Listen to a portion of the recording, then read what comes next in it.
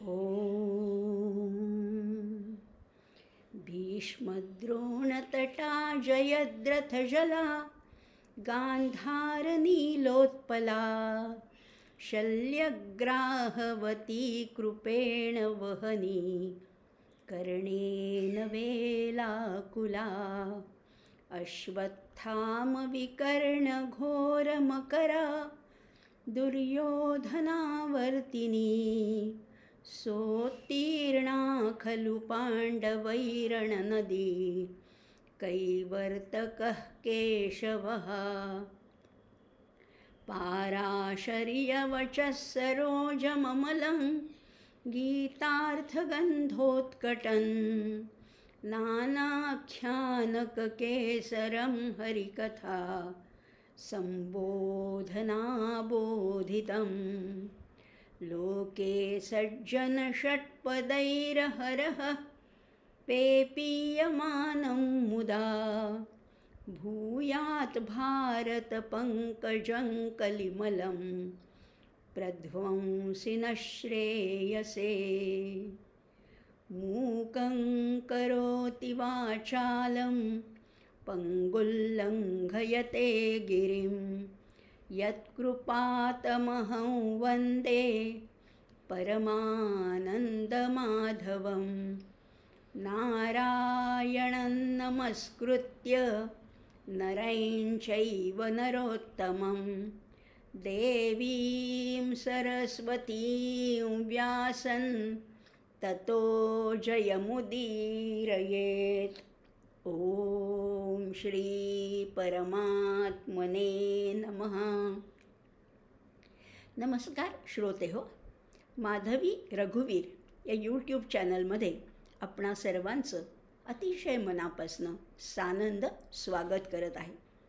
आपण धर्मक्षेत्रे कुरुक्षेत्रे या उपक्रमाच्या माध्यमातून गीतेच्या एकेका अध्यायातल्या एकेका श्लोकावर थोडंसं विचारमंथन करतो आहोत आणि आपण दर सोमवारी भेटतो आहोत रात्री 8 वाजता।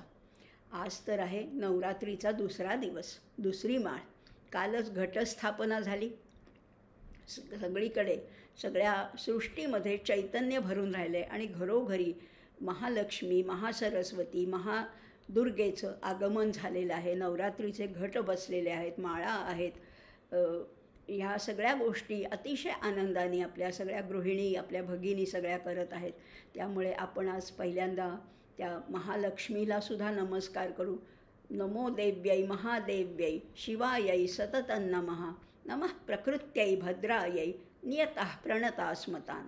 अशा त्या प्रकृती स्वरूप त्या महालक्ष्मीला वंदन करूया। आणि आपला विषयही चाललाय 14वा अध्याय आणि प्रकृतीचाच विषय चाललाय। ही प्रकृती कशी आहे तर ती त्रिगुणात्मक आहे, किंवा आपण त्याला गुणक्षोभिणी असंही म्हटलं होतं। या प्रकृतीचा विचार करत आहोत। त्या अंगाने सुद्धा पाहिलं, त्या दृष्टीने पाहिलं तरीसुद्धा ही देवीचीच उपासना आहे। ही महालक्ष्मी, महादुर्गा, महासरस्वतीचीच तर ही उपासना आहे। आणि ह्या 14व्या अध्यायातनं म्हणजे गुणत्रय विभागा योग या अध्यायातनं आपण त्रिगुणांचा अभ्यास करतो आहोत। आणि हा 14वा अध्याय म्हटलं तर तसा सोपा आहे, पण म्हटलं तर अतिशय विवेचनात्मक आहे। म्हणजे या सृष्टीतली एकही गोष्ट, एकही वस्तू, एकही व्यक्ती, एकही पदार्थ त्रिगुण रहित असं नाहीच आहे। सगळ्यांमध्ये हे सत्व, रज, तम यांचं प्रमाण वेगवेगळं आहे। म्हणजे ह्याची परमिटेशन्स आणि कॉम्बिनेशन्स असतात। प्रत्येक व्यक्तीमधले सत्व, रज, तमाचं प्रमाण किंवा त्याचा रेशो कमी जास्त होऊ शकतो। अहो एवढंच नाही तर एका व्यक्तीमध्ये सुद्धा कधी सत्वगुण प्रबळ होतो, कधी रजोगुण प्रबळ होतो, कधी तमोगुण प्रबळ होतो। हेही आपण पाहिलं आणि त्याला उदाहरणही पाहिलं होतं, आपल्याला आठवत असेल कदाचित। रस्त्यानी 3 गाड्या चाललेल्या असतात। 3 गाड्या सारख्याच चाललेल्या आहेत। अशा जोपर्यंत चालल्यात तोपर्यंत काही प्रॉब्लेम नसतो। पण एखादी गाडी अशी स्पीड घेते आणि त्या 2 गाड्यांच्या पुढे निघून जाते, तेव्हाच त्याला म्हटलेलं आहे की ह्या सत्वम म्हणजे रजस्तमश्चाभिभूय सत्वम भवति भारत, रजसत्वं तमश्चैव तमसत्वं रजस्तथा। 2 गाड्या मागे पडतात आणि एक गाडी पुढे जाते। असंच आपल्या शरीरात सुद्धा रोज घडतं आहे. रोज कशाला हो, क्षणोक्षणाला घडतं आहे. मागच्या प्रसंगामध्ये मी अशी वागले होते म्हणून पुढे असाच प्रसंग आला तर मी अशीच वागेन असं सांगता येत नाही. कारण त्यावेळेला ती रज तम सत्वाची स्थिती कशी आहे, तेव्हा कोणता गुण प्रबळ होता, पुढे कुठला गुण असेल हे कुणालाही तसं सांगता येत नाही. पण मग ह्याच्यावर विजय मिळवताच येत नाही का? याच्या पलीकडे जाणारे काही मुठभर तरी लोक आहेत, काही विद्वान आहेत, काही ब्रह्मनिष्ठ आहेत, काही व्यासंगी लोक आहेत, काही परमेश्वरी कृपा लाभलेले, काही भक्तिमार्गाचा अवलंब करणारे असे काही लोक आहेतच की. अगदीच नाहीत असंही नाही आहेत की जे गुणातीत झालेत, गुणांच्या पलीकडे गेलेले. असं जाता येतं? हो ना. म्हणून तर भगवंत अर्जुनाला म्हणतात ना, निस्त्रैगुण्यो भवार्जुन. हे सगळे त्रैगुण्य विषया वेदा निस्त्रैगुण्यो भवार्जुन. अरे वेदसुद्धा त्रिगुणांनी युक्त आहेत, पण अर्जुना तुझं ध्येय काय आहे, तुला कुठे पोचायचं आहे, तुला त्रिगुणाच्या अतीत व्हायचं आहे. आणि जेव्हा त्रिगुणाच्या अतीत होता येईल तेव्हाच त्या परमात्म्याची प्राप्ती होऊ शकेल. मग आपल्यासारख्यांना प्रापंचिकांना हे नाही का जमणार? जमेल ना, निश्चितपणाने हेही जमणार आहे. आणि मग कसं जमणार आहे तेच तर आपला अभ्यास आहे, तोच तर ह्या अध्यायाचा विषय आहे. आणि त्याच्यातलंच आपण सगळं बघून समजून घेतो आहे. म्हणजे त्रिगुण तर आहेतच. तमोगुण अतिशय वाईट आहे. तमोगुणामुळे काय वाढतं आपण हे 2-3 भागामध्ये बोललोत.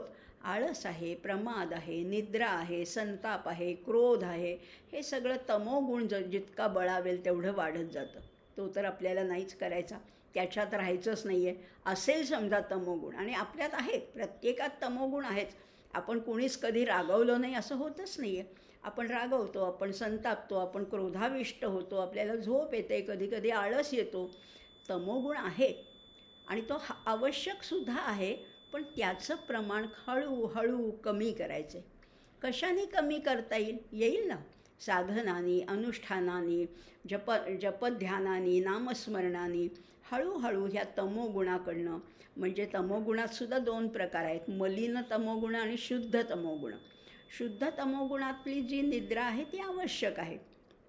म्हणून या तमोगुणातल्या शुद्धतेकडे जायचे, या मग तमोगुणाकडनं रजोगुणाकडे जायचे. तिथेही 2 प्रकार आहेत रजोगुणाचे, मलिन रजोगुण आणि शुद्ध रजोगुण. आणि मग त्याच्यातून जायचे सत्वगुणाकडे. सत्वगुणसुद्धा 2 आहेत, त्याचेही 2 प्रकार आहेत, शुद्ध आणि मलिन, किंवा त्याला शबल असंही म्हटलेलं आहे. शबल ह्याचा अर्थ मिश्रित. म्हणजे शुद्ध सत्वगुण असतो तो अगदी खरंच शुद्ध असतो, पण शबल सत्वगुणामध्ये थोडा रजोगुण मिसळलेला असतो. म्हणून असं करत करत या एक पायऱ्या ओलांडत आपल्याला पोचायचे कुठे? शुद्ध सत्वगुणाकडे पोचायचे. पण म्हणून शुद्ध सत्वगुणापर्यंत पोचलो म्हणजे जिंकलं असं नाही बरं का. शुद्ध सत्वगुणसुद्धा तो गुणच आहे ना, तो बांधणारा आहे. आणि हा बांधणारा जो गुण आहे तो शेवटी बंधनात टाकतो. कारण शुद्ध सत्वगुणालासुद्धा अहंकाराचा शाप आहे. मी शहाणा असं वाटायलाच लागतं. अशा या शुद्ध सत्वगुणाच्याही पलीकडे जायचे, गुणातीत व्हायचे. आता ह्याच्यावरनं एक मला आठवलं, मागच्या वेळेला तुम्ही म्हणाल की मागच्या वेळेला तुम्ही एक प्रहेलिका सांगितली होती आणि त्याचं उत्तर सांगितल्याशिवाय कसं काय आपण पुढे जाणार.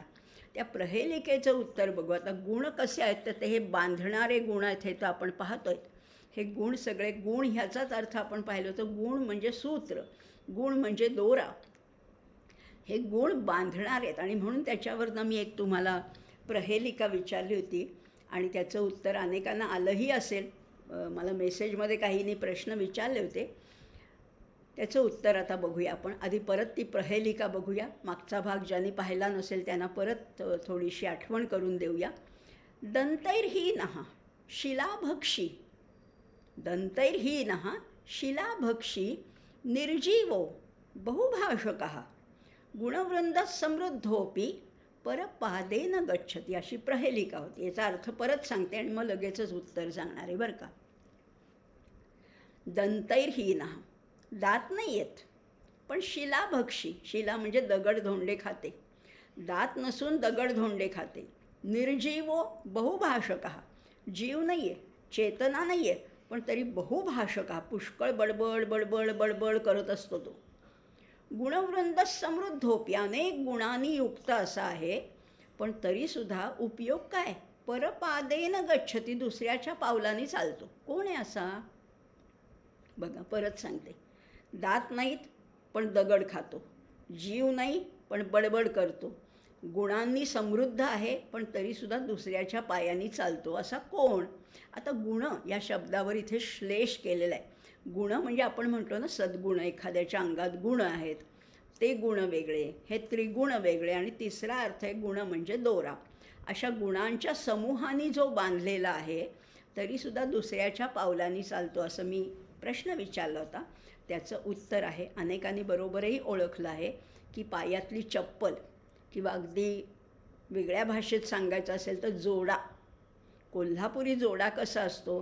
दंतैर्हीनः, दात नाही आहेत पण दगडधोंडे खातो ना, कुठल्याही अगदी काट्याकुट्याच्या रस्त्यातनं हा जोडा दगडधोंडे खात चाललेला असतो. निर्जीवो, त्याच्यामध्ये जीव नाही आहे, तसा सचेतन नाही आहे, पण बहुभाषकः, पुष्कळ कर कर कर कर असा आवाज करत चाललेला असतो, म्हणून बहुभाषकः. गुणवृंद समृद्धोपी, गुण म्हणजे दोऱ्यांनी बांधलेला आहे. खरी जी चप्पल असते ना ती बांधलेली असते, दोऱ्यांनी शिवलेली असते, आणि म्हणून ते गुण याचा अर्थ आहे दोरा. गुणवृंद, आणि वृंद म्हणजे समुदाय, समूह, ग्रुप, पुष्कळ दोऱ्यांनी समृद्धोपी बांधलेली आहे, पण तरीसुद्धा परपादेन गच्छती, जोडा जरी चालत असला तरी आपला आपला नाही चालत, परपादेन, दुसऱ्याच्या पायात जेव्हा तो जातो तेव्हाच चालतो ना. असं हे एक छोटीशी प्रहेलिका, एक गंमत म्हणून आपल्या पुढे मांडली होती, पण याच्यातनं गुणाचा अर्थ आणखीन स्पष्ट होईल एवढाच त्याच्या मागचा हेतू होता. आणि हेच पाहतोय आपण, हे गुण आपल्याला सगळेच गुण बंधनात टाकतायत. आणि जर का आपल्याला मुक्त व्हायचं आहे, बंधमुक्त जर का व्हायचं असेल तर या गुणाच्या अतीत निश्चितच व्हायला पाहिजे. असं करत करत प्रत्येक गुणाचं कार्य काय आहे? सत्वगुणामुळे ज्ञान वाढतं, रजोगुणामुळे प्रवृत्ती वाढते, आणि गुणामुळे अप्रकाश आहे, अविवेक आहे, निद्रा, प्रमाद, आलस्य हे सगळं वाढतं. असं करत करत आपण जवळजवळ 13 श्लोक पाहिले होते. या अध्यायातले 13 श्लोक आपण पाहिले होते. आता पुढचा 14वा श्लोक बघूया बरं का. आता हे सगळं करत असताना बघा 14वा श्लोक म्हणजे जेव्हा आता हे त्रिगुण तर आपण पाहिलं, आयुष्यामध्ये वेळोवेळी त्रिगुणांचं प्रमाण सतत बदलत असतं. किंवा जेव्हा आपण त्या रजस्तमश्चाभिभूय 10व्या श्लोकाचा अभ्यास केला तेव्हाही मी म्हटलं होतं, एखादी अतिशय वाईट व्यक्ती, अतिशय दुष्ट व्यक्तीसुद्धा कधीकधी चांगलं कार्य करते, आणि अतिशय सज्जन व्यक्तीच्या हातूनसुद्धा कधीकधी पाप घडतं. हे घडतं नक्कीच आहे. त्यामुळे हे प्रमाण जसं बदलतं तशा आपल्या वृत्ती बदलतात, तसा आपला स्वभाव बदलत असतो. आपण जितके सद्गुणांच्या सानिध्यामध्ये किंवा सत्संगामध्ये येतो तितके आपल्या वृत्ती म्हणजे सत्वगुणाचा परमोत्कर्ष होत असतो, आणि म्हणूनच सत्संगाचं सुद्धा महत्त्व आहे. त्यामुळे हे कमी जास्त प्रमाण होतच राहणार आहे. आपण समाजात वेगळे असतो, घरात वेगळे असतो, ऑफिसमध्ये वेगळे असतो, आपल्या प्रत्येक वेळेला हे सद्गुणांचं किंवा या त्रिगुणांचं प्रमाण बदलत असतं. हे तर आपण पाहिलं. पण आता शेवटी काय म्हटलेलं आहे, या 14व्या श्लोकामध्ये म्हटलेलं आहे, काय म्हटलेलं आहे तर जेव्हा आता बघा आयुष्य तर असं कमी जास्त कधी असं कधी तसं, कभी खुशी कभी गम असं असणारच आहे आयुष्य. आयुष्य असं असणारच आहे. सगळ्यांचं आयुष्य सुखात जाईल किंवा अतिशय संकटात दुःखात जाईल असं नसतंच. कमी जास्त प्रमाण होणारच आहे. पण आयुष्याची कसोटी केव्हा ठरते, आयुष्याचा कस केव्हा लागतो तर तो लागतो अंतकाळी. लक्षात घ्या, अंतकाळी जी तुमची गती असेल तसाच तुम्हाला पुढचा जन्म मिळतो. अंते मती सागती, शेवटच्या. आणि म्हणून तर आपल्या सगळ्या संतांनी म्हटलेलं आहे, शेवटचा दिस गोड व्हावा. आयुष्य कसंही गेलं असलं तरी शेवटचा दिवस, शेवटचा क्षण पकडायला पाहिजे, तो गवसायला पाहिजे. आणि त्यावेळेला जर का तुमच्या मुखामध्ये नामस्मरण असेल, ओंकार असेल, आपण पाहिलं आहे, मागे सुद्धा पाहिलं आहे. अंतकाले च मामेव स्मरन् मुक्त्वा कलेवरम यः प्रयाति समद्भावं याति नास्त्यत्र संशयः. शेवटी मुखामध्ये नाम यायला पाहिजे. खरंच आहे, आपण मृत्यूला घाबरतो. खरं म्हटलं तर आपण मृत्यूला आपल्याला मृत्यूची खूप भीती वाटते, शब्द उच्चारायला सुद्धा भीती वाटते. पण तसं नाही आहे. मृत्यू हा अपरिहार्य आहे, मृत्यू हा अटळ आहे. आणि मृत्यू ज्यांनी साधला त्यांनी सगळी गतीच साधली. मृत्यू साधायला पाहिजे म्हणजे काय आहे? आमचे एकनाथ महाराज तर म्हणतायत, काळ देहासी आला खाऊ आम्ही आनंदे नाचू गाऊ. अहो, काळ देहाला खायला आल्यावर आनंदाने नाचतायत. कारण आत्ता तर ही परीक्षा आहे, आत्ता तर ही कसोटी आहे. आयुष्यभर तुम्ही काय केलं बघा ना. एखादा मुलगा अभ्यास करतो वर्षभर, पण परीक्षा ही त्याची कसोटी असते. परीक्षेत तो जे लिहील त्याच्यावर त्याचं पुढचं भवितव्य ठरत असतं. मग आयुष्यसुद्धा असंच आहे ना. त्रिगुणात आम्ही वावरत होतो, पण जर का मृत्यूसमयी आमचा सत्वगुण प्रबळ असेल, मुखामध्ये काहीतरी देवाचं नाव असेल, परमेश्वरी नाम असेल, काही सद्भाव असतील, सद्वृत्ती असतील, तर पुढच्या जन्माची किंवा पुढचा पुनर्जन्म लाभेल का नाही किंवा कसा लाभेल हे त्याच्यावर शेवटच्या क्षणावर सगळं ठरत असतं. आणि म्हणून तर 14व्या श्लोकामध्ये म्हटलं आहे, काय सुंदर, काय बोलू मी त्याच्याबद्दल. यदा सत्वे प्रवृद्धे तु प्रलये याति देहभृत तदोत्तम विदान लोकान नमलान प्रतिपद्यते.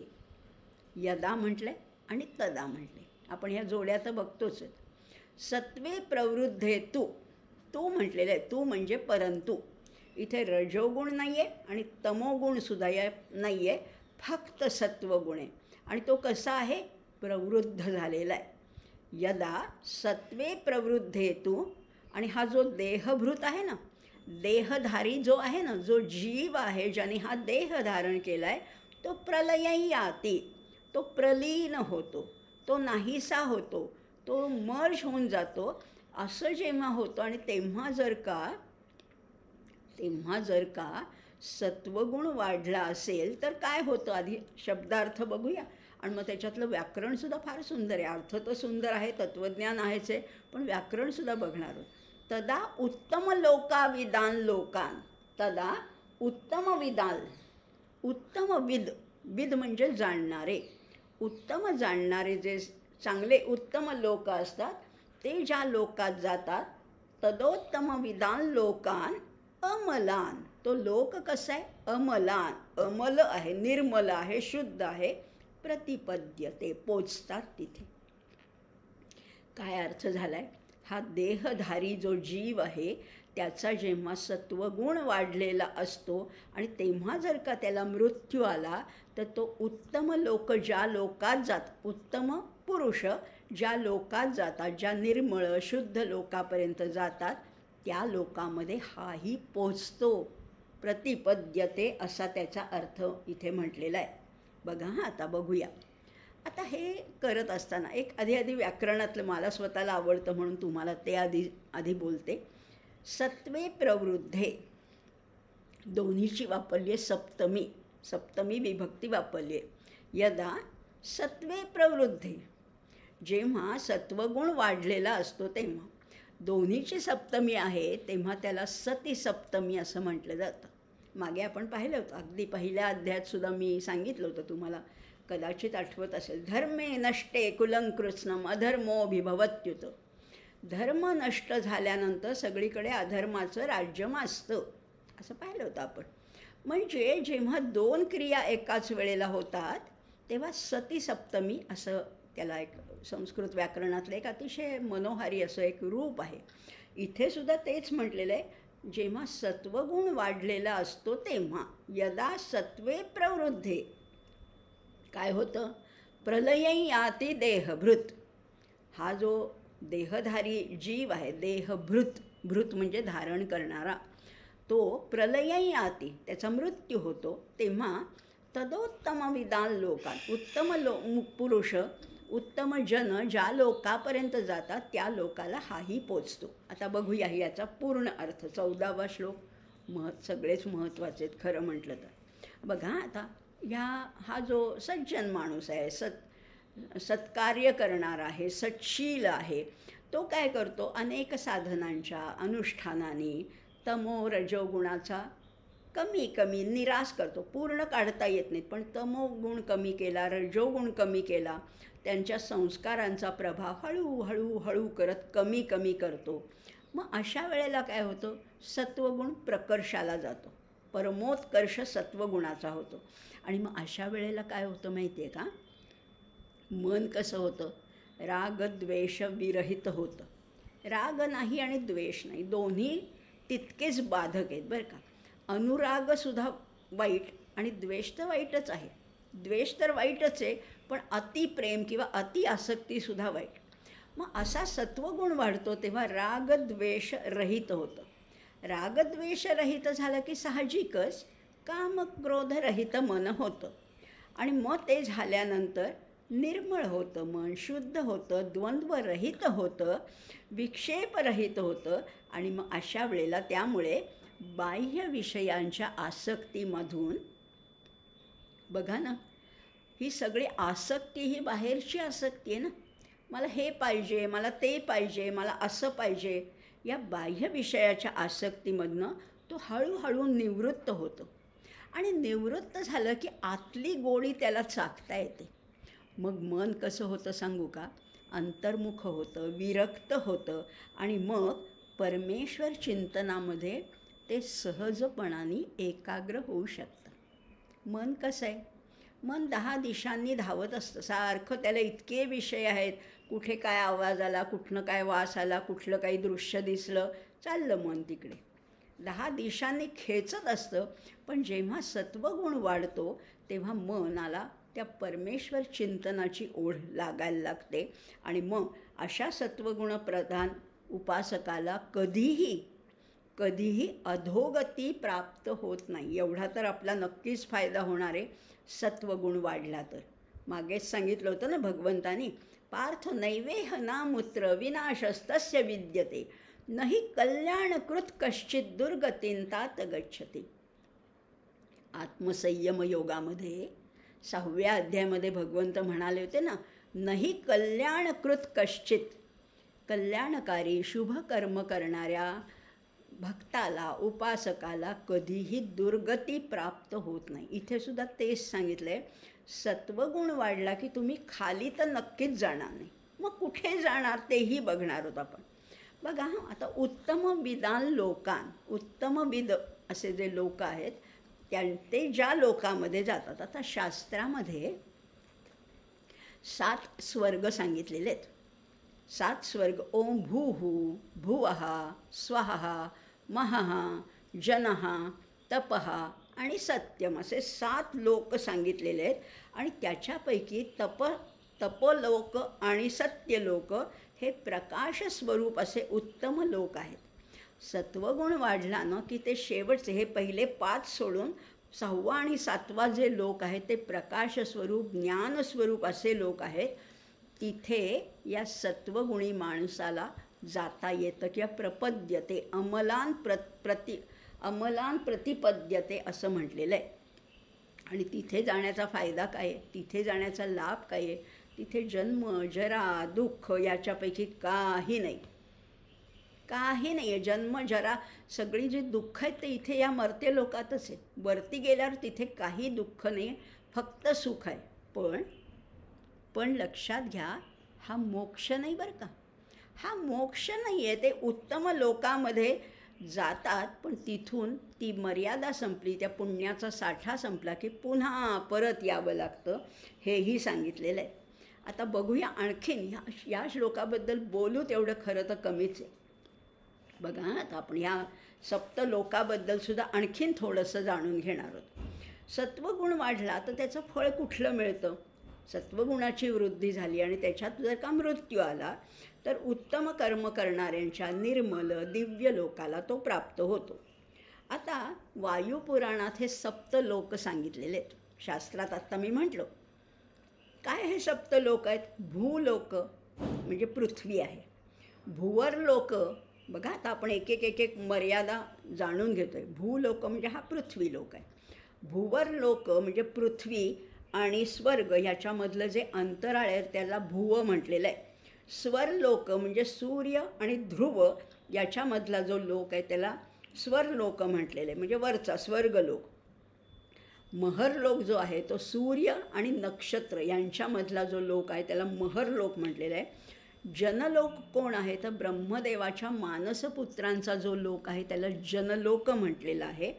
तपोलोक कोणाला म्हटलेलं आहे, तपस्वी लोकांचा जो लोक आहे तो तपोलोक आहे. आणि सत्यलोक हा स्वतः ब्रह्मदेवाचा लोक आहे. शेवटचा तपो आणि सत्यलोक हे प्रकाश स्वरूप आहे.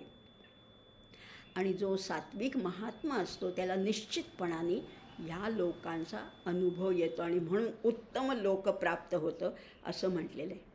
आता हे कसं प्राप्त होणार हो? बघा ना, मन एकाग्र करायचं असेल तर सत्वगुण वाढायला पाहिजे. मन एकाग्र झालं की संकल्प शुभ होतात. शुभ संकल्पांची ओढ लागते आणि मग त्याच्यातनं चांगली कर्म घडतात, त्याच्यातनं चांगली फळं मिळतात. अशी ही सगळी शृंखला आहे. म्हणून तर संकल्प आधी शुभ असायला पाहिजे. तुमच्या मनातले विचार तरंगसुद्धा शुभ पाहिजेत. तुम्ही कुणाला बोलून दाखवले नाहीत म्हणजे कुणाला कळलं नाही असं नाही बरं का. तुमच्या मनामध्ये कितीतरी वाईट विचार येत असतात. जितके शुभ संकल्प असतील तेही बाकीच्यांना कळणार नाहीत, पण त्याला नक्कीच कळणार आहेत. म्हणून संकल्प शुभ असायला पाहिजे. आणि संकल्प शुभ होण्यासाठी मनावर नियंत्रण असायला पाहिजे. आणि मनावर नियंत्रण असण्यासाठी या रजो तमो गुणावर विजय मिळवता आला पाहिजे. किती सोपं आहे ना, किती ही सोपी साखळी आहे. असं घडलं नाही तर ते रजतम माजतात आणि असे रजतम वाढले तर पुढे काय होतं हे आपण बघणार आहोत. पण रजतमावर नियंत्रण ठेवलं तर मन आपलं कंट्रोलमध्ये येतं. आणि ह्या मन कंट्रोलमध्ये येण्यासाठी काय काय करायला पाहिजे तेही आपण बघणार आहोत बरं का. आता मन कसं आहे खरं सांगू का, आता अगदी कालच परवाच मॅच झाली इंडिया पाकिस्तानची क्रिकेटची मॅच. अतिशय नेहमीच चित्तथरारक अशी मॅच असते आणि त्याच्यात आपण विजय मिळवला आहे. त्याच्यावरनं मला एक सहजच सुचलं, एक बॅट्समन असतो, एक फलंदाज असतो आणि त्याला काय करायचं असतं, त्याला त्या स्टंपचं रक्षण करायचं असतं आणि चौकार षटकार मारायचे असतात. 4-6 मारत असतो तो आणि धावांचा डोंगर रचत असतो. आणि ह्या एकाला बाद करण्यासाठी, त्याला आऊट करण्यासाठी प्रतिपक्षातले विरुद्ध पार्टीतले 11 जणं टपलेले असतात. अहो मग हेच आहे ना, आपल्या मनालासुद्धा आऊट करण्यासाठी 11 जणं टपलेले आहेत. कोण 11 जणं? 5 ज्ञानेंद्रिय, 5 कर्मेंद्रिय आणि ते चित्त, हे सगळे ते टपलेले आहेत. हे 11 जणं त्या मनाला कसं आऊट करायचं हे बघतायत. पण मन जर का एकाग्र असेल, शुद्ध असेल, निर्मळ असेल तर त्या स्टंपचं रक्षण करेल आणि त्याला उत्तम गतीपर्यंत नेऊन सोडेल. असं एवढं जर शक्य असेल तर हे करता येतं. आणि म्हणून तर सत्वगुण जितका वाढेल तितकं मन एकाग्र होईल, मनाची शक्ती वाढेल. हमको मन की शक्ती देना, मन विजय करे, दूसरों के जय से पहले खुद को जय करे. जगावर साम्राज्य करणं सोपं आहे हो, या मनावरच विजय मिळवणं खरं म्हटलं तर अवघड आहे. पण हा मिळवता येतो सत्वगुणाची वृद्धी झाली तर. आणि या सत्वगुणात मृत्यू आला तर उत्तम लोकाची सुद्धा प्राप्ती होते. एवढं तर आता नक्की पक्क ठरलं आपलं. आता पुढचा श्लोक काय सांगतोय बघा, 15वा श्लोक आहे. रजसी प्रलयं गत्वा कर्मसंगीषु जायते तथा प्रलीनस्तमसी मूढयोनिषु जायते. आता हे सत्वगुणात जर का मृत्यू आला तर चांगलं होणार आहे एवढं आपल्याला कळलं. पण समजा रजोगुणात मृत्यू आला तर, रजोगुणाची वाढ झाली असताना मृत्यू पावला तर तो कुठे त्याला पुढचा जन्म मिळतो? कर्माची आसक्ती असणाऱ्या मनुष्यामध्ये पुन्हा त्याला जन्म मिळतो. आणि मात्र तमोगुण वाढला असला तर असा पुरुष मूढ योनीमध्ये तथा प्रलीनस्तमसी मूढ योनिषु जायते, हे तर आपल्याला आता कळलं. आता बघा हां, रजोगुण आणि तमोगुण वाढला असताना जर का मृत्यू आला तर काय काय होतं हे येऊ नये म्हणून आधी आयुष्यभर उपासना करायला पाहिजे.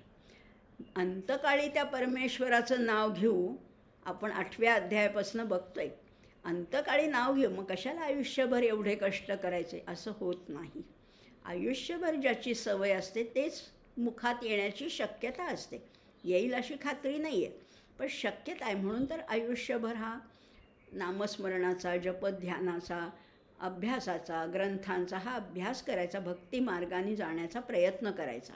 पण हे नाही झालं. रज आणि तमोगुण जर का वाढला असला मृत्यूसमयी तर काय होतं? रजोगुण मध्यम आहे बरं का. रजोगुण हा मध्यावर आहे. त्याच्यामध्ये कामवासना आहेत, भोगवासना आहेत, नवनवीन संकल्पसुद्धा आहेत. इतका काही वाईट नाही आहे बरं का. रजोगुण इतका काही वाईट नाही आहे. म्हणजे त्याच्यातसुद्धा चांगले संकल्प आहेत. आपण सगळीच माणसं, बहुतेक सगळी माणसं रजोगुणीच आहोत. म्हणजे बघा ना, की मृत्यूनंतर आम्हाला चांगला स्वर्गप्राप्ती व्हावी किंवा दिव्य भोग मिळावे, स्वर्गीय भोग मिळावे असं आम्हाला वाटतं. ही सुद्धा एक आसक्तीच आहे. ही भोगासक्ती, ही कर्मासक्ती आहे. मात्र अशा मनुष्याला ते भोगून झाल्यानंतर पुन्हा खाली यावं लागतं. क्षीणे पुण्ये मर्त्य लोकं विशंती. किंवा दासबोधामध्ये समर्थ म्हणतात, सुकृत अस्ताची भोगिती, सुकृत संपदा ढकलून देती. सुकृत आहे, पुण्य आहे, तोपर्यंत तुम्हाला स्वर्गाचे भोग भोगता येतात. ते पुण्याचा संचय संपला की खाली ढकलून देतात. पुन्हा मनुष्य लोकामध्ये, पुन्हा या कर्मयोनीमध्ये जन्म घ्यावा लागतो. आपलंसुद्धा असंच आहे ना. तुम्ही ज्या घरात राहता तिथलं रेंट भरताय तोपर्यंतच तिथे राहता येईल. ते रेंट जर का तुम्ही भरलं नाहीत, ते भाडं भरलं नाहीत, ते हप्ते भरले नाहीत, तर तुम्हाला तिथून काढून टाकलं जातं. मग इथेसुद्धा हाच नियम आहे. रजोगुणामध्ये सुद्धा तुम्हाला काही काळ उत्तम भोग मिळतीलही, पण तेच संपले की पुन्हा ढकलून द्यावं लागतं असंही म्हटलेलं आहे. आता बघा ना, हा जन्म कसा आधी मिळाला आहे, हा जन्म मिळाला आहे तो दुर्लभ आहे. मानव जन्म मिळाला आहे हेच आधी आपली भाग्याची गोष्ट आहे. पण हे कळूनसुद्धा सामान्य माणसं परमेश्वराकडे ध्यान न देता विषयांकडेच अधिक आसक्त होतात. आणि विषयांचं, इंद्रियांचं असणारं अफाट सामर्थ्य, या मानवाच्या ठिकाणी असणारा निश्चयाचा अभाव, यामुळे माणसाचं आयुष्य संपून जातं. मागच्या वेळेलासुद्धा आपण पाहिलं होतं, देहबुद्धीचा प्रभाव आहे आणि श्रद्धेचा अभाव आहे.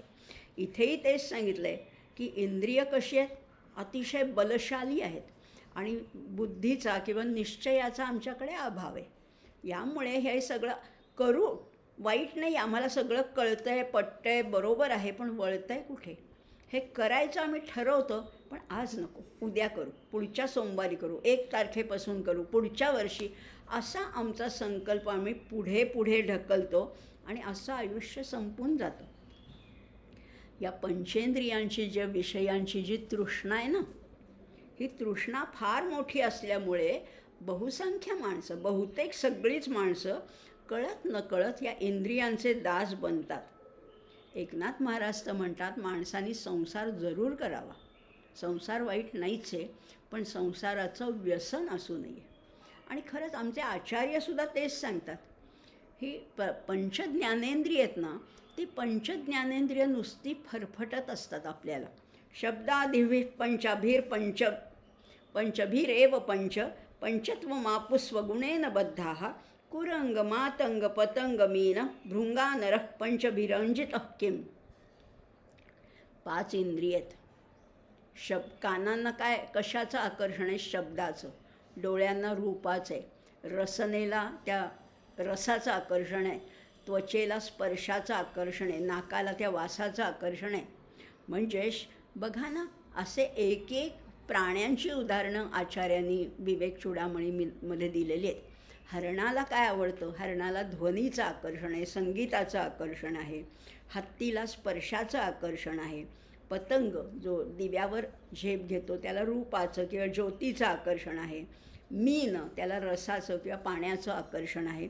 आणि भृंगाला गंधाचं आकर्षण आहे. म्हणून तर इथे म्हटलेलं आहे कुरंग मातंग पतंग मीन भृंग. कुरंग म्हणजे हत्ती, कुरंग म्हणजे हरिण, मातंग म्हणजे हत्ती, पतंग म्हणजे पतंग, मीन म्हणजे मासा आणि भृंग म्हणजे भुंगा. या 5 जणांना 5 विषयांचं आकर्षण आहे.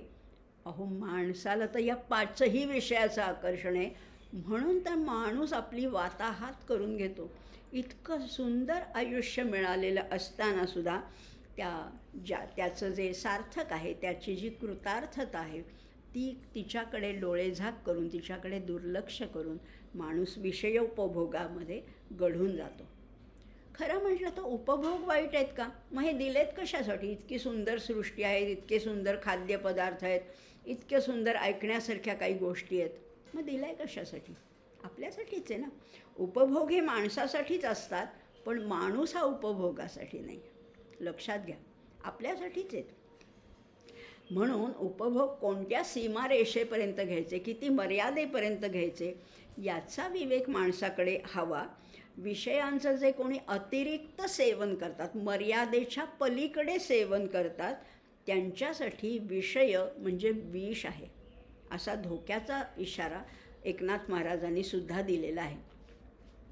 आपण काय करतो, उद्या करू, पुढच्या वर्षी करू, असं करत करत सारखं पुढे ढकलत जातो.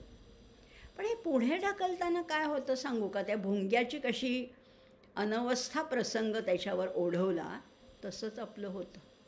भुंगा होता, संध्याकाळची वेळ होती आणि भुंग्याला त्या वासाचं आकर्षण आहे, गंधाचं आकर्षण आहे. आणि ते कमळाचा सुगंध तर काय सुंदर असतो. तो भुंगा असा उडत उडत उडत त्या कमळामध्ये गेला आणि त्या कमळाच्या रसाचं, त्या गंधाचं अगदी आस्वाद घेत असताना ते कमळाच्या पाकळ्या मिटल्या. ते सूर्यविकासी कमळ असल्यामुळे सूर्य अस्ताला गेल्यावर त्या पाकळ्या मिटल्या आणि तो भुंगा त्याच्यात अडकला तरी त्याला काही वाईट वाटलं नाही आहे. तो म्हणला असू दे ना, असू दे, उलट मला बराच काळ त्या कमळाचा आस्वाद घेता येईल. तो म्हणाला रात्रीर्गमिष्यति भविष्यति सुप्रभातन भास्वान उदेष्यति हसिष्यति पंकजश्री इत्थं विचिन्त्यमान कोश गते द्विरेफे हा हंत हंत नलिनी गज उज्जहार.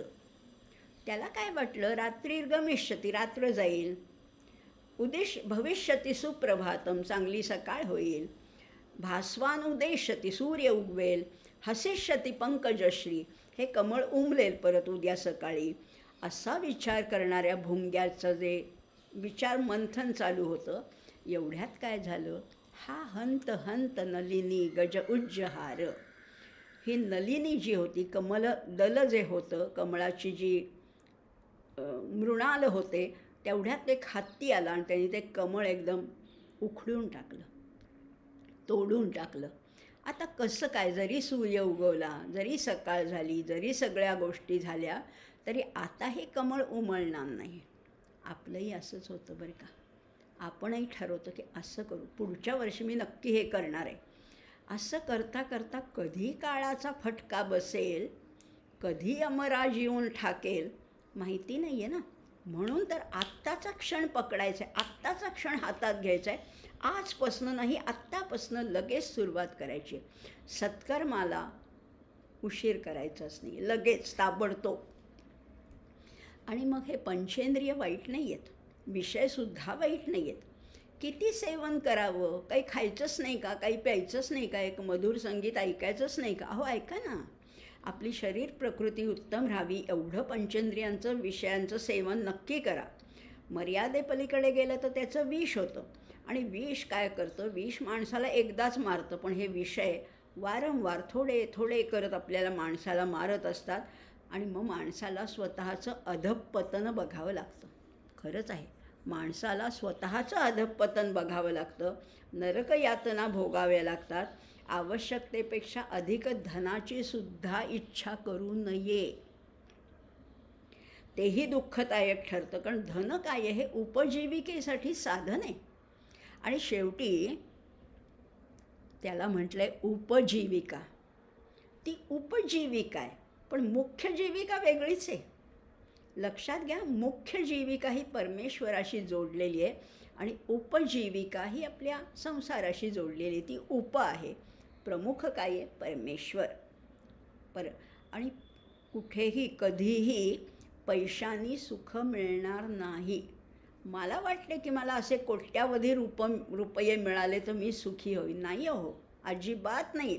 अर्थानाम अर्जने दुःखम, अर्थानाम रक्षणे दुःखम, आये दुःखम व्यये दुःखम, धिक अर्थान कष्ट संश्रितान. पैसा मिळवण्यात दुःख आहे, पैसा सांभाळण्यात दुःख आहे, येण्यात दुःख आहे, जाण्यात दुःख आहे. मग काय, कशासाठी त्या पैशाची इतकी इच्छा करायची? धिक अर्थान कष्ट संश्रितान. म्हणजे पैसा मिळवू नका असं नाही बरं का मला म्हणायचं. पैसा जरूर मिळवा, पण बघा ना, खरंच ह्या तुम्ही जो पैसा मिळवता त्याच्यामध्ये ह्या सगळ्या सृष्टीचा सहभाग आहे. त्याच्यामध्ये देव आहेत, त्याच्यामध्ये ऋषी आहेत, त्याच्यामध्ये पितर आहेत. या सगळ्यांना देऊन जर का तुम्ही त्या पैशाचा उपभोग घेतलात तरच तो पैसा तुम्हाला लाभणार आहे. महालक्ष्मीची आज आपण म्हणजे नवरात्रानिमित्त स्थापना केलेली आहे. महालक्ष्मी किंवा श्रीसूक्तामध्ये सुद्धा हे सांगितलेलं आहे. संपत्तीचे 5 वाटे करा. धर्माय, यशसे, अर्थाय, स्वजनाय आणि मग कामाय. धर्मासाठी पहिला वाटा द्या, तुमच्या व्यवसायासाठी यशासाठी दुसरा वाटा द्या, तिसरा रिइन्व्हेस्टमेंटसाठी अर्थाय, चौथा स्वजनाय म्हणजे आपले परिचित, हितचिंतक, सुहृद, नातेवाईक यांच्यासाठी द्या आणि उरला तर तुम्ही त्याचा उपभोग घ्या. ही शिडी नेमकी आपण उलटी केलेली आहे. आधी मला पाहिजे, मग माझ्या नातेवाईकांना, मग इन्व्हेस्टमेंट, मग व्यवसाय आणि मग शेवटी धर्मकारणासाठी आम्ही पैसा खर्च करतो. पण असा केला तरच उपयोग आहे. कारण आपल्याला माहिती आहे ना, या अर्थाच्या पाठोपाठ अर्थ कशातनं जन्मतो? काम क्रोध, काम एष क्रोध एष रजोगुण समुद्भवा. विषय कुठे चाललाय? रजोगुणाशी. रजोगुण वाढला की कामही वाढतो, क्रोधही वाढतं, द्रव्याची इच्छाही वाढते.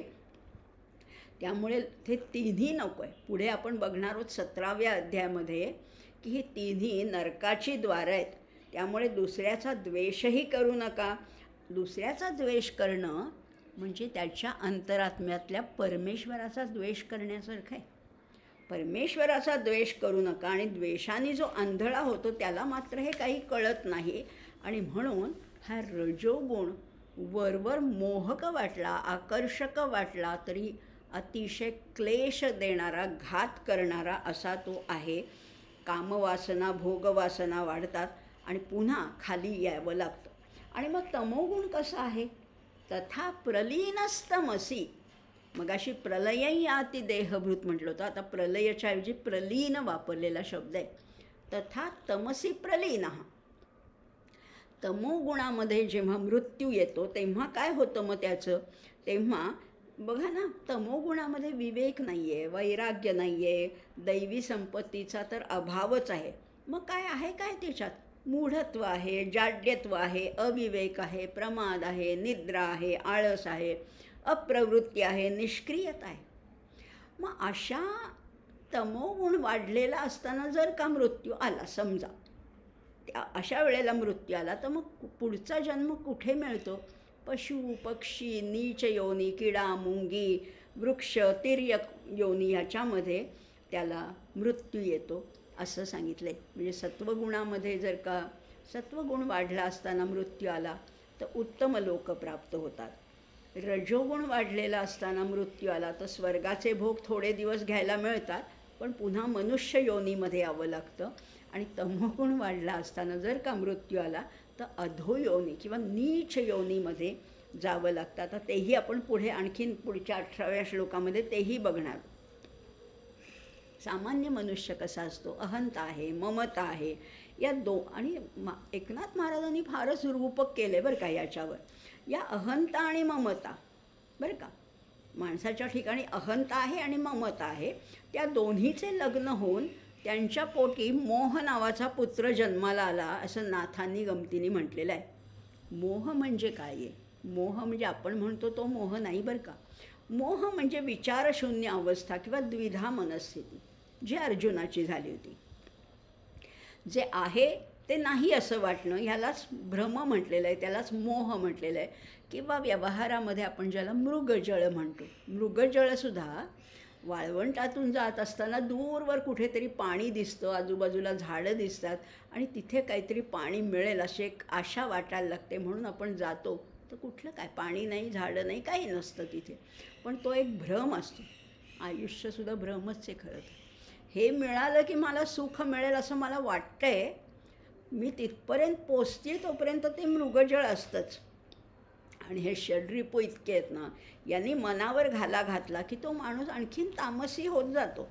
समाजाला फसवण्यासाठी मात्र तो सात्विकतेचे मुखवटे घालतो आणि तसाच वावरतो, असं ढोंग करतो. ह्याला शास्त्रकारांनी दंभ असं म्हटले. त्याच्याबद्दल पुढे बोलू. हे दांभिक लोक काय करतात, उगीच वाद घालतात. स्वतःमध्ये योग्यता नसताना लोकांनी मात्र मला खूप मान द्यावा असं वाटतं. त्यामुळे ह्या प्रत्येक महारिपूपैकी प्रत्येकजण बलवान आहे.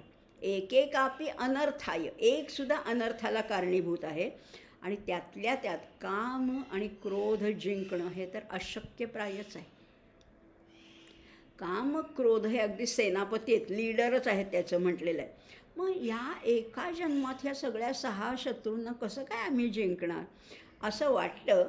पण आपल्याला गीता आहे ना, आपल्याला घाबरण्याचं काहीच कारण नाही, कारण आपल्याकडे भगवद्गीता आहे. म्हणून हे जिंकणं दुस्तर आहे. खरंच आपल्याला मागे म्हटलं होतं ना की हे दुर्धर आहेत, दुर्जय आहेत, पण शक्य नाही असं नाही आहे. अवघड असलं तरी अशक्य नाही आहेत.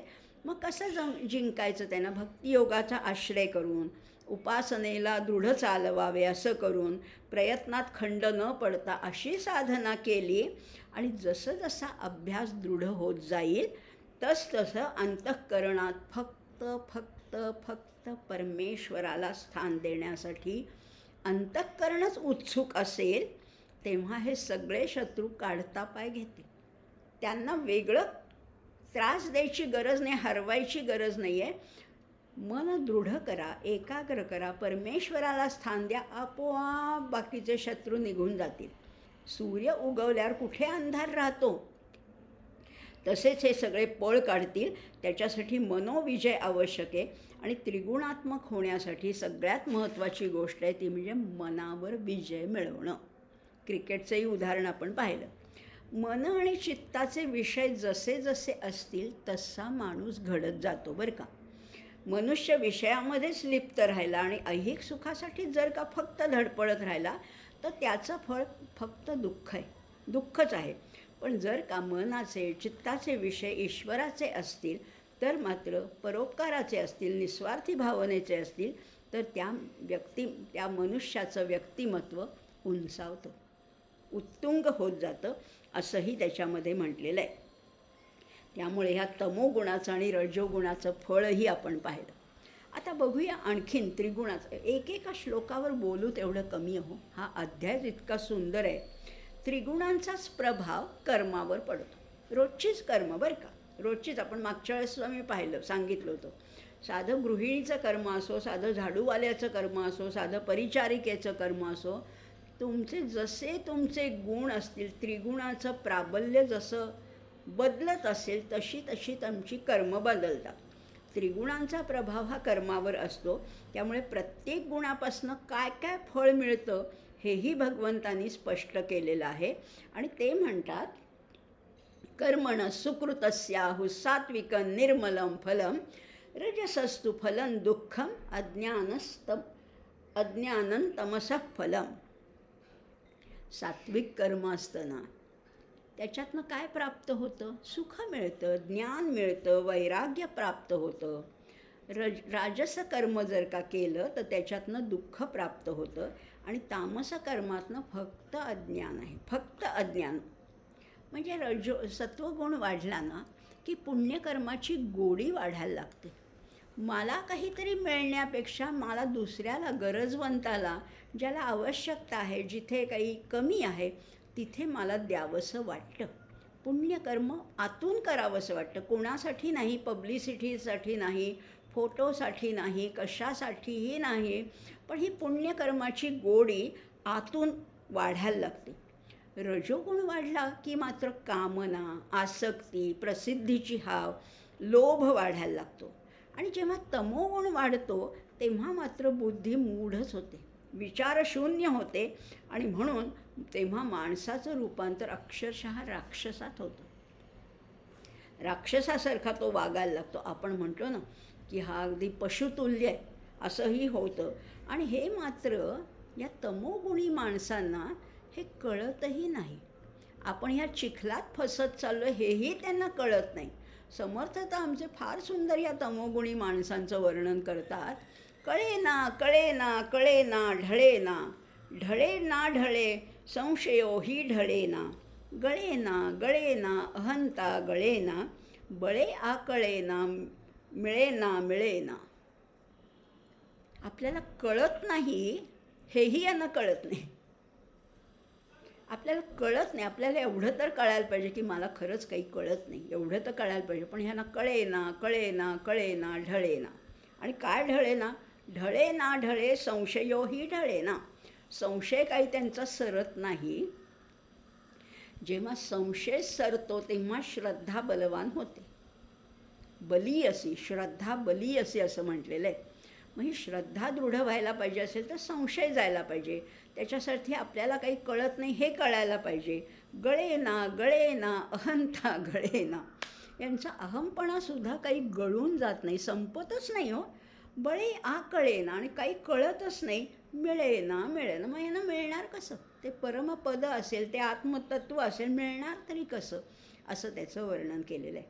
आता बघूया तामस उलट्या क्रमाने बघूया. तामस, राजस आणि सात्विक याच्यातनं काय काय होतं ते बघूया. तामस तमोगुणातनं अज्ञान, मोह, अपरिपक्वता, इमॅच्युरिटी ज्याला आपण म्हणतो ना. कितीतरी लोक बघते मी व्यवहारात, वयाने वाढलेली असतात पण मॅच्युरिटीच नाही आहे. किती बालिश, किती अपरिपक्व वागणं असतं. त्यामुळे असं आहे, दुष्चरित्र आहे, निद्रा आहे, भय आहे. शुभकार्यातसुद्धा असे लोक दोष पाहतात. गीता ह्याला असूया म्हणते. मागे अर्जुनाला अनसूय म्हटलं होतं ना, की तेही चांगली गोष्ट असली तरी यांना त्याच्यात न्यूनच दिसतं, दोषच दिसतात, त्रुटीच दिसतात. असे हे तमोगुणाचे लोक असतात. रजोगुणाचे कसे असतात? संताप आहे, अतिशय संताप, अतिशय खिन्नता, युद्ध करणं, ममत्व, चहाडी करणं, ऐश्वर्य, भांडण, खोटं बोलणं, व्यर्थ खर्च करणं, ईर्षा, मर्मभेदी बोलणं हे यांना फार आवडतं. गॉसिपिंग हे फार आवडतं. व्यर्थ खर्च हा सुद्धा एक रजोगुणाचाच एक प्रभाव आहे. आवश्यकता आहे का? खरं म्हटलं तर माणसाला किती लागतं, किती गरजा कमी असतात. आणि कमी गरजामध्ये जितके तुम्ही राहाल, जितक्या गरजा कमी तितकी आनंदाची हमी. हे करायला यायला पाहिजे. पण व्यर्थ खर्च, मॉलमध्ये गेला की कितीतरी अनावश्यक गोष्टींचीच खरेदी होते, आवश्यक राहूनच जातं. आणि मग घरी आल्यावर कळतं की अरे हे उगीचच घेतलं आपण.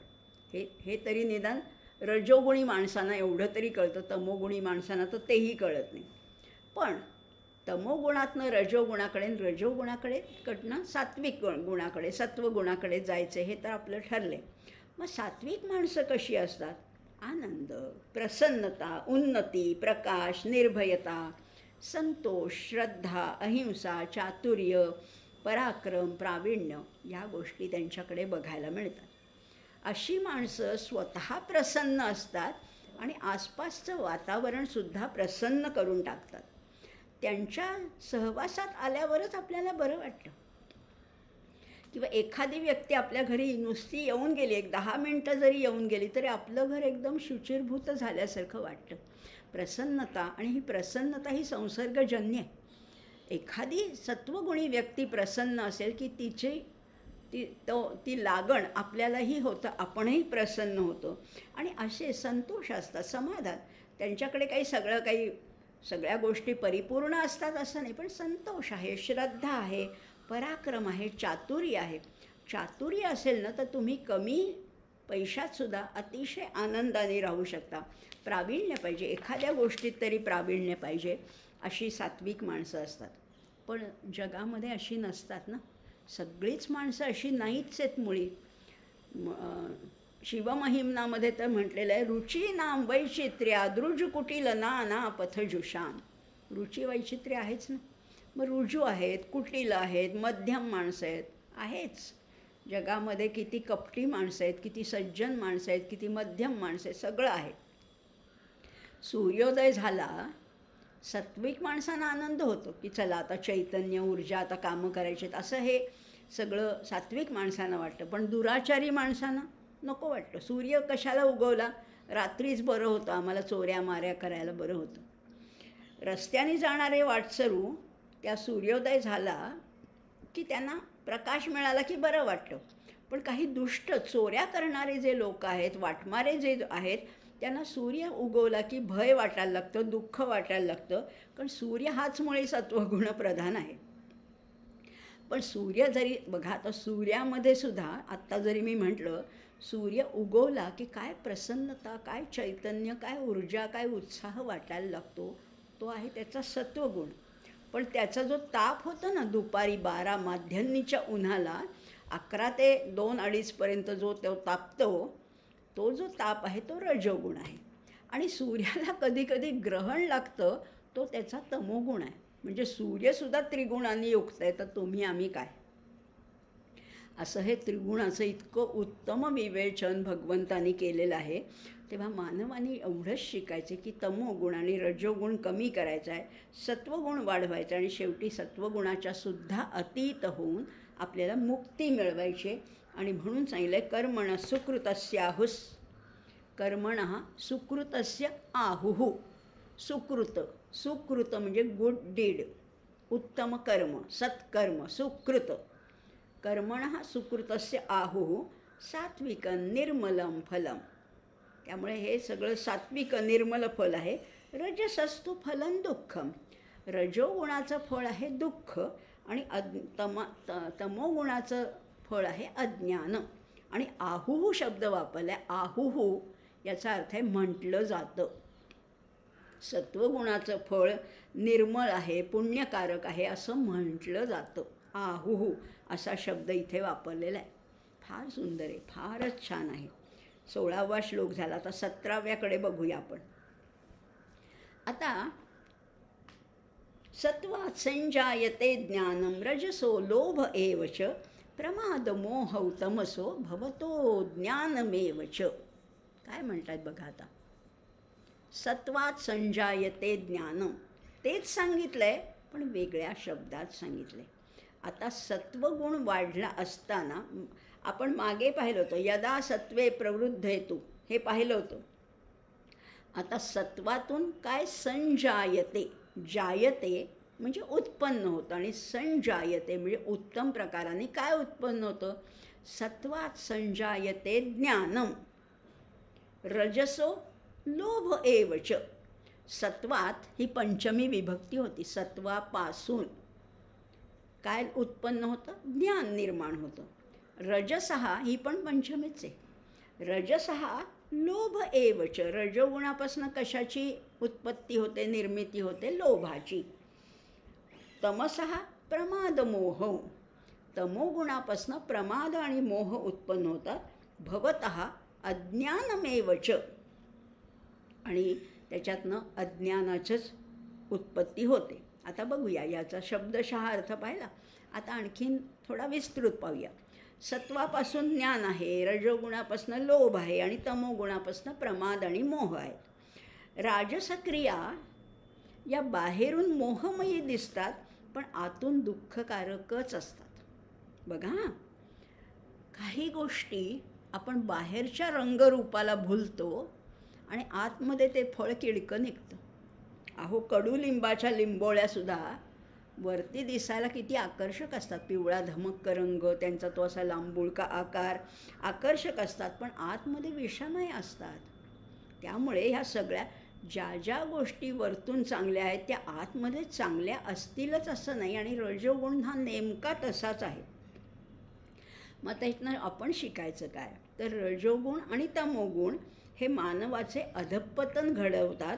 तर सत्वगुण माणसाला उन्नत करत असतो, आत्मोन्नत करत असतो, हे नक्कीच. आणि तो नुसताच आत्मोन्नत करत नाही, जसा तो मनुष्य उंच होत जातो, उंच म्हणजे वृत्तीने उंच, तशी त्याची नजर त्या पलीकडे असणाऱ्या ज्ञानाकडे वळते. आणि खरंच ही संपूर्ण सृष्टीची रचनाच मुळी त्रिगुणात्मक असल्यामुळे त्या त्या गुणाचा प्रभाव प्रत्येक माणसावर, प्रत्येक वस्तूवर, म्हणजे आता आपण सूर्याचंही उदाहरण पाहिलं ना, प्रत्येक गोष्टीवर त्या गुणांचा प्रभाव पडतोच पडतो. मग आता हे सगळं होत असताना आपण मृत्यूनंतर त्या एका विशिष्ट अवस्थेत मृत्यू आल्यानंतर काय गती मिळते हेही पाहिलं होतं. पण ह्या सगळ्या गोष्टी करत आपण शिकायचं. मी नेहमीच सांगते, नुसती गीता वाचायची नाही, नुसती मुखोद्गत, नुसती कंठस्थ करायची नाही आहे. कंठात उपयोगी नाही आहे, उपयोगी आहे, नक्कीच आहे, कंठस्थ करायची आहे, पण त्याहीपेक्षा ती हृदयस्थ झाली पाहिजे. हृदयात ती मुरली पाहिजे. नुसतीच हृदयात क्षणभर स्थिरावून चालणार नाही आहे, ती मुरली पाहिजे, तिचं वास्तव्य झालं पाहिजे. प्रत्येक गोष्टीमध्ये, प्रत्येक विश्वातल्या प्रत्येक वस्तूमध्ये त्या परमेश्वराचं स्वरूप दर्शन घडायला पाहिजे. वासुदेव सर्वमिती स महात्मा सुदुर्लभः. सगळीकडे ते जर का दर्शन घडायला पाहिजे असेल तर कसं वागायला पाहिजे? आमची पंचज्ञानेंद्रिय तर आम्हाला खेचत असतात सारखी, हे इकडे बघा, तिकडे काय खायला मिळते, तिकडे काय ऐकायला मिळते, हे काय रूप बघायला मिळते, पर्यटनाला जा, तीर्थयात्रेला जा, इकडे जा, तिकडे जा, धावतायत धावतायत धावतायत. कशी आहेत ही? या ज्ञानेंद्रियांना काय म्हटले माहिती आहे का कठोपनिषदात? परांची खाणी व्यतृणत स्वयंभू तस्मान परान पश्यती न अंतरात्मन. या खाणी आहेत. खाणी याचा अर्थ छिद्र आहे. ही सगळी छिद्र आहेत ना आपली, ज्ञानेंद्रियांची सुद्धा छिद्रच आहेत. कान, नाक काय, डोळे काय, सगळी छिद्रच आहेत. परांची खाणी, पण ही कशी आहेत? ही दारं आहेत. वस्तुतः ही दारं आहेत. आणि दार दोन्ही बाजूनी उघडायला पाहिजे की नाही? दोन्ही बाजूनी उघडायला पाहिजे, पण ही दारं तशी नाही आहेत. अहो, ही त्यांनी बनवली आहेत, अशी बनवली आहेत की फक्त बाहेरच उघडतात. डोळ्यांना फक्त बाहेरचं रूप दिसतं, कानांना बाहेरचा आवाज ऐकू येतो, नाकाला बाहेरचा गंध जाणवतो, रसनेला बाहेरचा स्वाद जाणवतो, आणि स्पर्शसुद्धा आम्हाला बाहेरचा कळतो. आतमध्ये फार सुंदर एक वैभवशाली साम्राज्य आहे, अतिशय समृद्ध असं साम्राज्य, स्वानंदाचं साम्राज्य आहे. आत बघायचं का? आत बघितलं तर आत एक सुंदर नाद आहे, आत एक सुंदर चव आहे, आतलं एक सुंदर रूप आहे. मग हे कुणाला दिसतं? आत ढकलता येतच नाहीत का ही दारं? येतात ना, अगदीच येत नाहीत असं नाही आहे. प्रयत्न करा. कुणाला जमतं? कठोपनिषदातला पुढचा मंत्र आहे कश्चित धीरः. कश्चित धीरः. धीर म्हणजे विवेकी पुरुष, कोणी एक, सगळ्यांना नाही जमणार, कोणी एक. कश्चित धीरः प्रत्यगात्मानं ऐक्षत. आतल्या आत्म्याला ऐक्षत, जो पाहतो. डोळ्यांनी हे पाहता येणार नाही आहे, चर्मचक्षुनी पाहता येणार नाही, पण अंतश्चक्षुनी हे आतल्या आत्म्याचं दर्शन घडतं. तो काय करतो? आवृत्त चक्षुः, हे डोळे मिटतो पण आतले डोळे उघडतो, हेच दार आत ढकलतो. अमृतत्वम इच्छन, ज्याला अमृतत्वाची इच्छा आहे तो ही सगळी दारं आत ढकलतो. ढकलून बघायची का आपण एकदा? बघूया आतलं रूप कसं आहे, आतला नाद कसा आहे. बाहेर आम्ही पुष्कळ बोलतो हो जगाशी, या फोनवर त्या फोनवर, हिच्याशी तिच्याशी, शेजारणीशी, कोणाशी, दुकानदाराशी, आम्ही सारखे बोलत असतो. आत बघा एकदा, आत्मसंवाद साधून बघूया. आतला नाद, आतलं रूप, आतलं सगळं सौंदर्य एकदा बघायला शिकता आलं तर हा सत्वगुण जेव्हा प्रबल होईल तेव्हा हे सगळं साधू शकेल. आणि म्हणून हाच आपला खरं तर प्रयत्न आहे. आणि पुढचे आता 17 श्लोक झालेत, अजून 10 श्लोक आहेत. 2 भागामध्ये कदाचित आपल्याला हे सगळं अध्याय पूर्ण करता येईल. पण अतिशय मधुर असा अध्याय, त्रिगुणांनी युक्त आहे. आणि आपण कालच आता शक्तीची स्थापना झाली आहे, घटस्थापना झाली आहे. आपण प्रकृतीचं रूप बघतो आहे. प्रकृती आणि पुरुष जशी जोडी आहे तशी शक्ती आणि शिवाची सुद्धा जोडी आहे. किंवा अगदी समर्थांच्या भाषेत म्हटलं तर ही शारदा आहे आणि तो गणेश आहे. गणेश शारदाश्चैव, या दोघांची जोडी आहे. आणि हा प्रकृती पुरुष आहे किंवा ब्रह्ममाया म्हणा किंवा त्याला प्राण आणि रई म्हणा, काही नावं द्या हो, पण ह्या प्रकृतीचं हे जे त्रिगुणात्मक स्वरूप आहे हे मोहमयी आहे, भुलवणारं आहे, आपल्याला द्विधा मनस्थितीत टाकणारं आहे.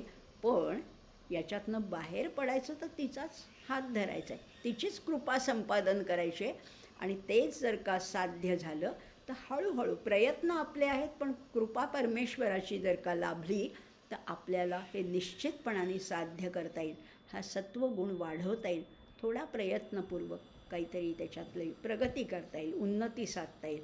आणि मग या अध्यायाचं खरंच सार्थक होईल असं मला तरी वाटतं. इथेच थांबूया, प्रार्थना म्हणूया. ओम शांताकारं भुजगशयनं पद्मनाभं सुरेशं विश्वाधारं गगनसदृशं मेघवर्णं शुभांगं लक्ष्मीकान्तं कमलनयनै योगिभिर्ध्यानगम्यं वन्दे विष्णुं भवभयहरं सर्वलोकैकनाथं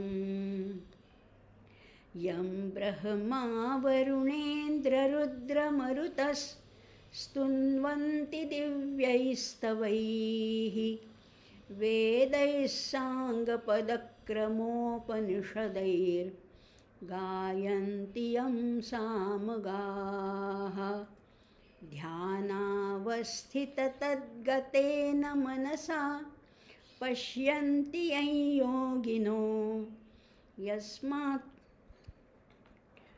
पश्यन्ति यं योगिनो यस्यान्तन्न विदुःसुरासुरगणा देवाय तस्मै नमः देवाय तस्मै नमः देवाय तस्मै नमः। भगवान गोपाल कृष्ण महाराज की जय, गीता माता की जय, ज्ञानेश्वर महाराज की जय। जय जय रघुवीर समर्थ। पुढच्या भागात भेटूया. हा आजचा 112वा भाग होता. पुढे भेटूया.